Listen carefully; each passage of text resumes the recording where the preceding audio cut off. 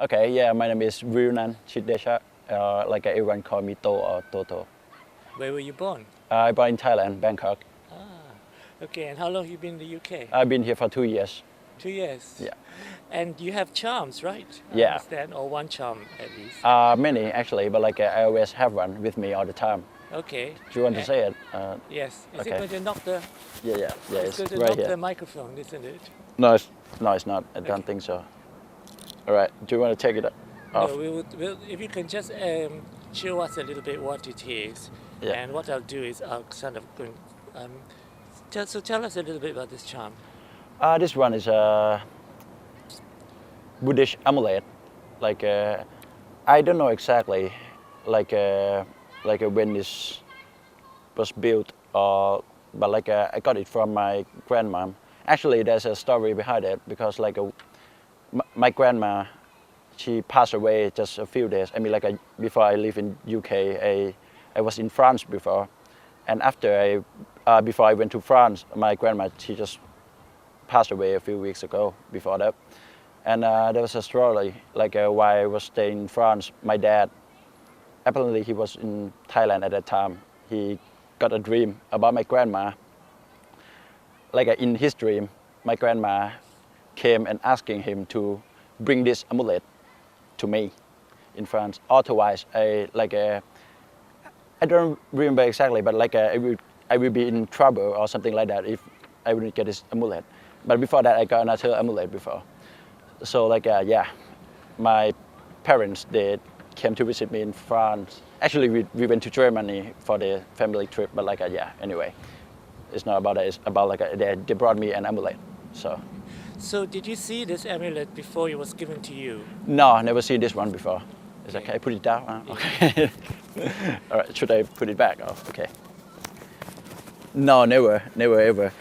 It's very. I don't know. It's kind of, you know.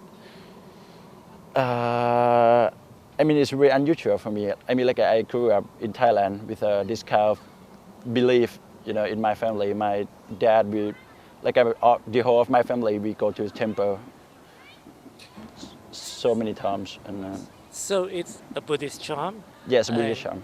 How old is it, do you know? I think not less than 50 years, or maybe 100. Yeah, Oh, as old as that. yeah, it's very old.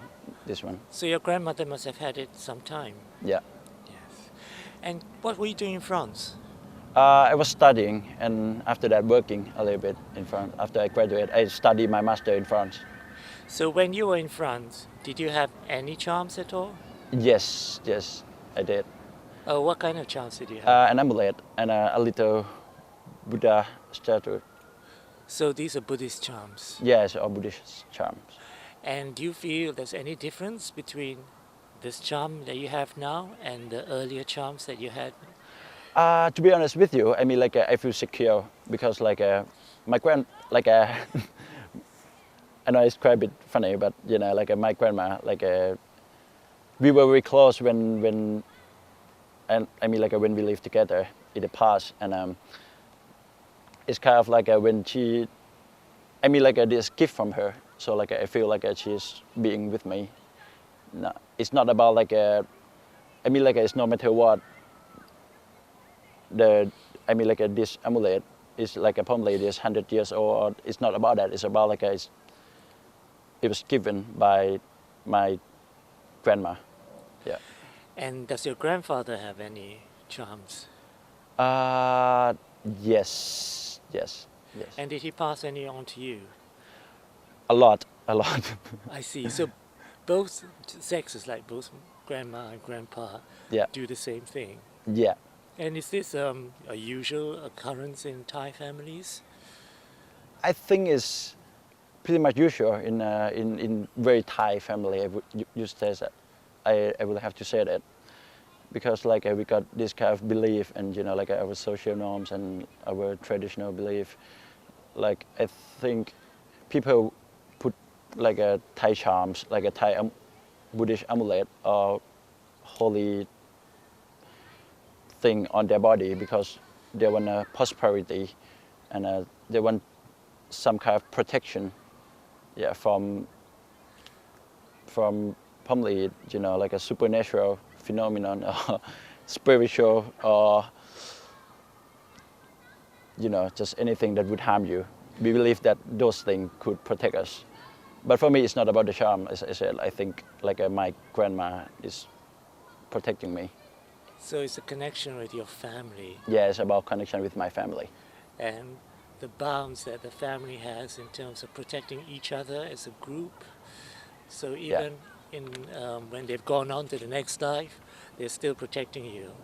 Yeah, it's very complicated because in terms of scientific, my grandma, she passed away so long, probably right now she's born to be somebody else, but in the sense of her being, she's still there with me, I just feeling it. So that being born again is a reincarnation, which is a Buddhist belief, right? Yeah, it's a part of Buddhist belief, yes. If you do a good deed, you would be born in the better life, something like that. So do you ever feel that you know your grandma through another life, her present life? No. You just remember her as she was. Yeah, how she was, exactly how she was. And I don't want to know her for her present life because she might probably being a stranger to me, but I just want to remember the way she was as it was, And are most Thai people Buddhists? Mm-hmm. Are they Buddhist, most Thai people? Yeah, more or less. But what about all the different tribes in Thailand? Are they also Buddhists? Are they united by Buddhism?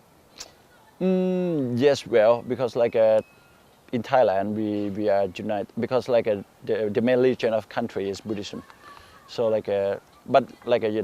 right now we got a Christianity or Islamic and just many in the country, but the main religion still be Buddhist.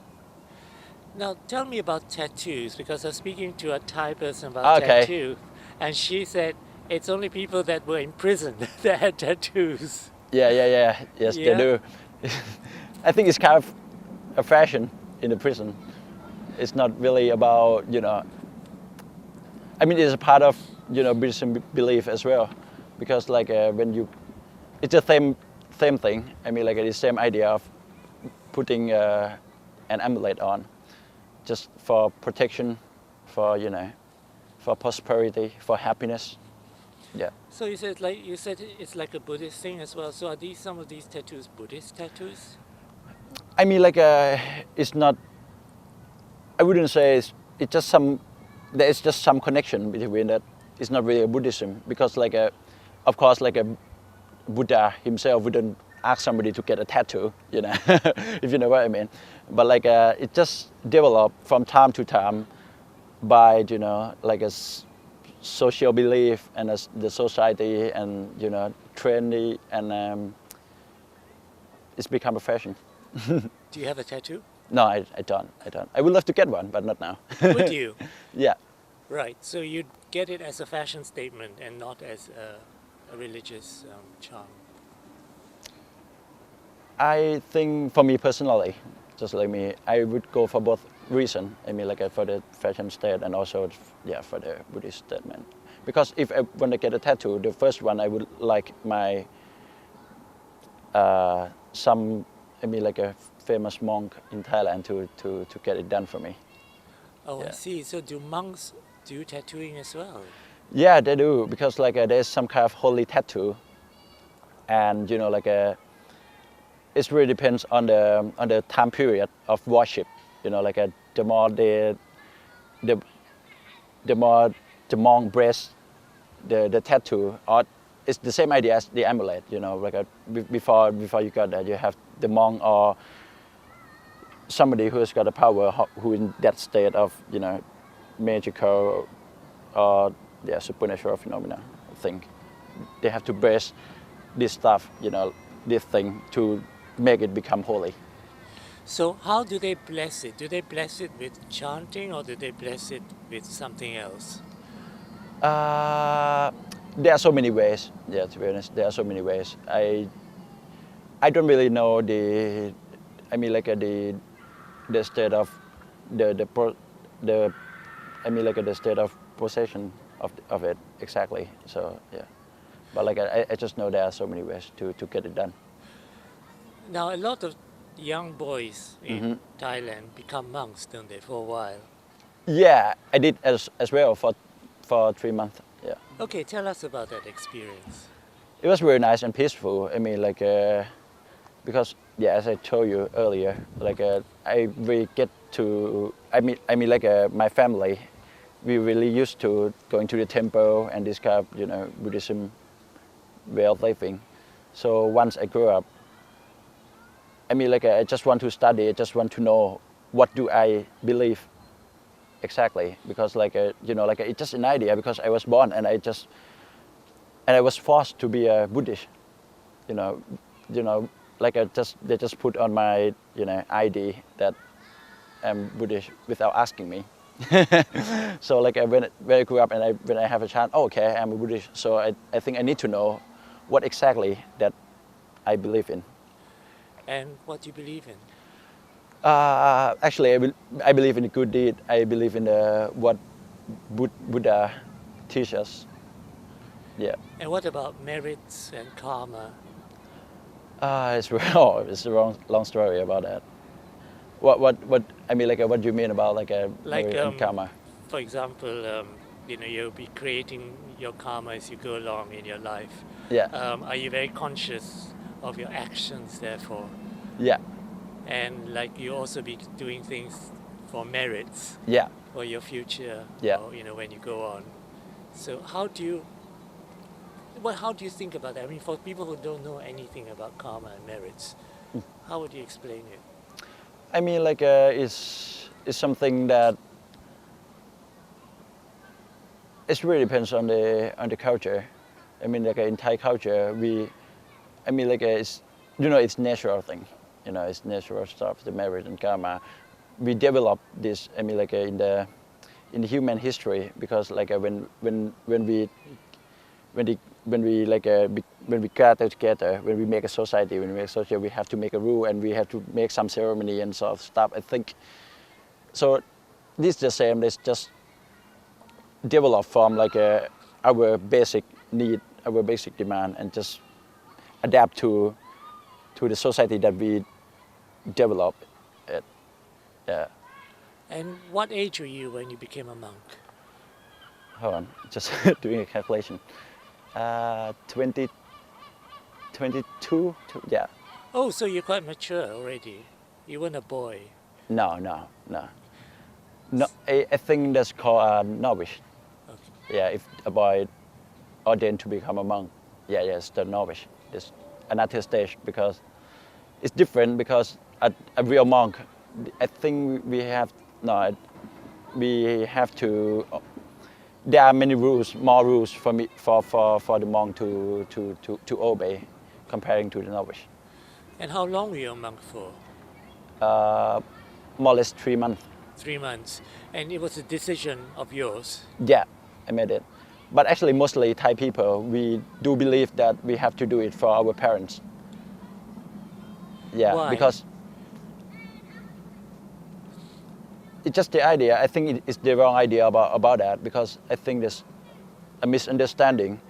Because in Buddhism, we were taught that when you do a good deed, there's return to you.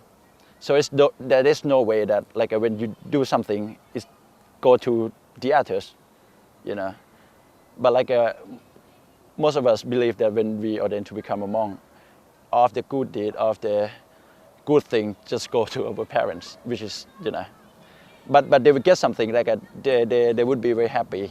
They would be very happy. So that what they gain from. But yeah.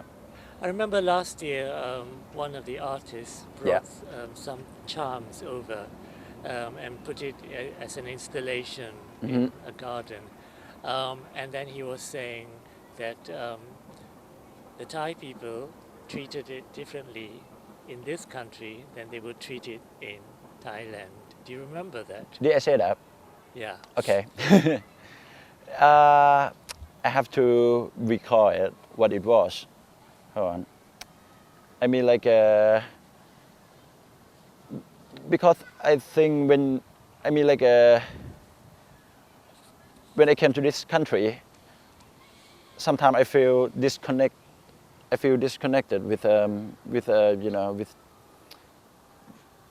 with our traditional belief, comparing to when I live in my own country. You know, there's some kind of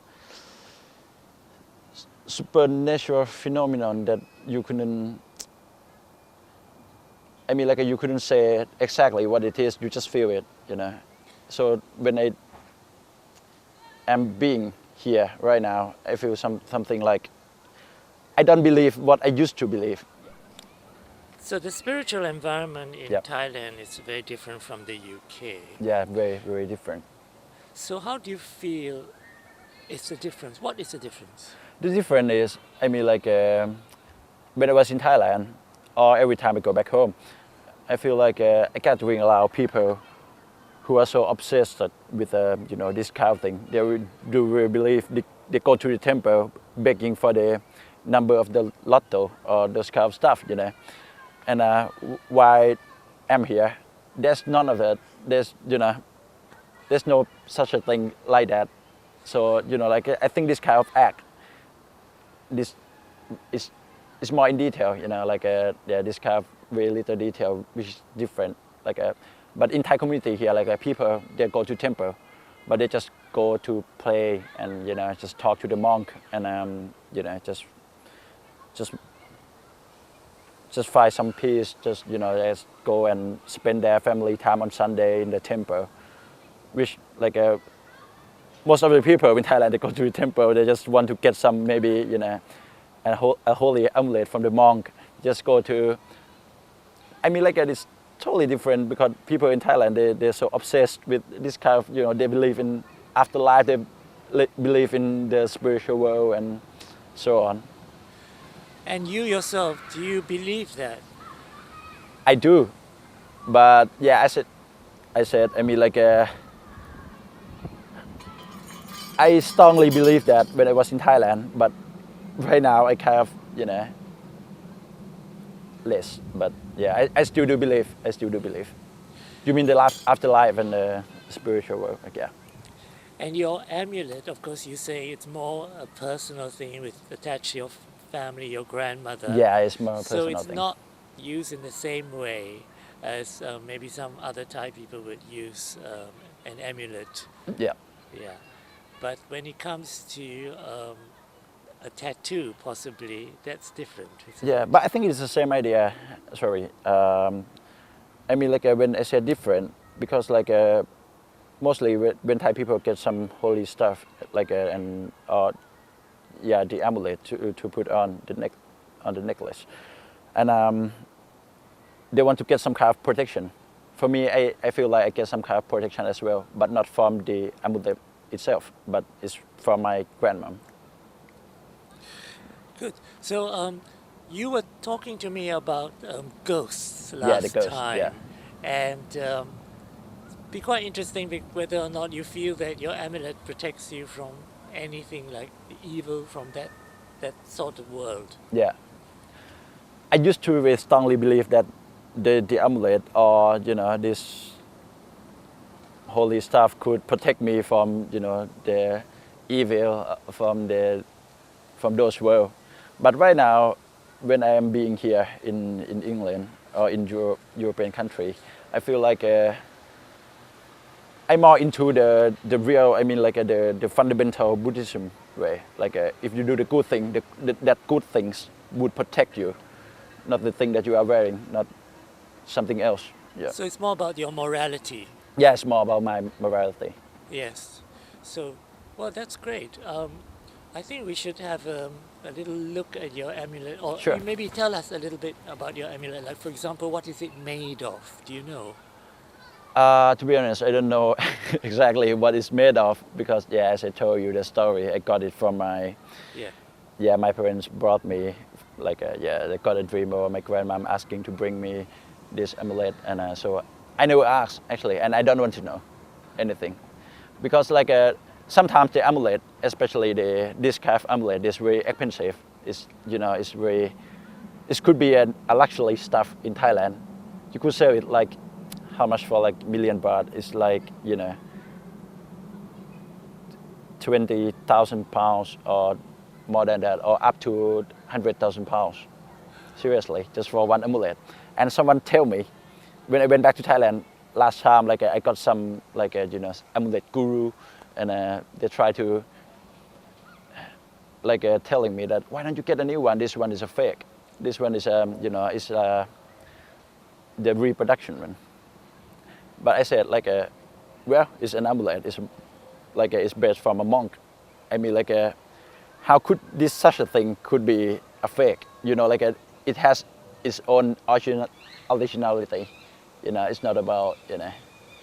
And that's really what's the most important thing about the charm. Yeah, isn't it? exactly. Okay, well, thank you. Thank you very much. Thank you, thank you.